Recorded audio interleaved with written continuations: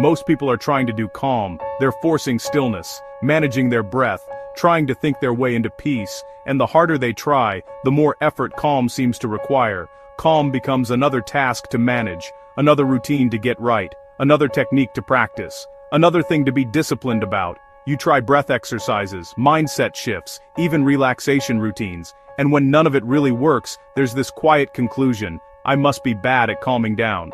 So, you try harder, and somehow, the harder you try, the harder calm feels to reach. Not because you're doing it wrong, but because effort keeps the system alert. Here's the shift that changes everything. Calm isn't something you achieve mentally, it's something that emerges when the nervous system downshifts. Calm is a system condition, not a thought pattern. Your nervous system doesn't respond to instructions. You can't tell it to relax and expect it to listen. It responds to inputs: light, sound, pace, space, the environment around you. Those inputs quietly tell the system whether it needs to stay alert or whether it's safe to settle. This is why trying to do calm often backfires. Effort, even well-intended effort, keeps the system active, managing breath, monitoring thoughts, trying to control internal states. That monitoring itself is a form of alertness. When the system stays alert, calm can't land, no matter how much you want it to.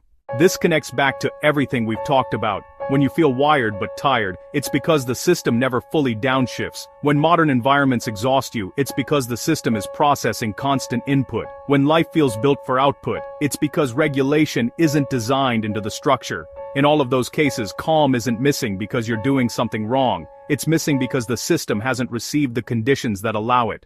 When regulation comes first, focus follows, clarity follows, energy follows, not because you force them, but because the system changed state. Calm doesn't arrive through effort, it arrives through context, so the question changes. Instead of asking, how do I calm down? You start asking, what is my system receiving right now? What kind of light is it under? What kind of sound surrounds it? What pace is it being asked to maintain? What space is it contained in? This isn't about fixing anything yet, it's just perception, because calm is a byproduct of regulation, not something you manufacture directly, and systems are sensitive. Small shifts matter, not because they're techniques, but because they change input. That's why awareness comes first. Understanding precedes effort. Once you see that calm isn't something you fail at, but something that emerges when conditions allow, the pressure drops. You don't need to master calm, you need to understand the system you're living inside. And from there, calm stops being a task and starts becoming a natural state again.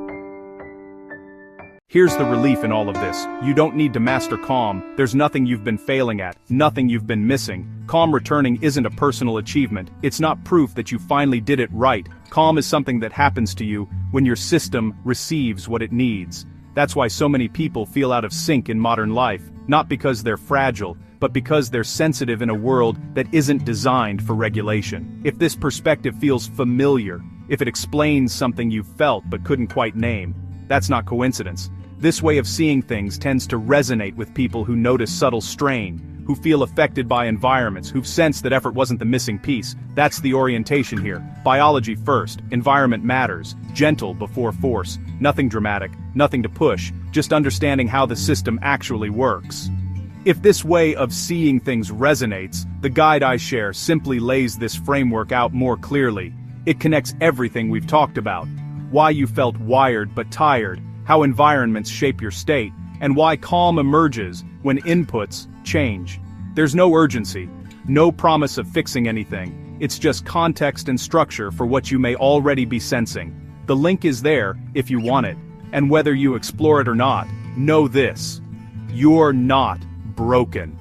Your system has been responding intelligently all along.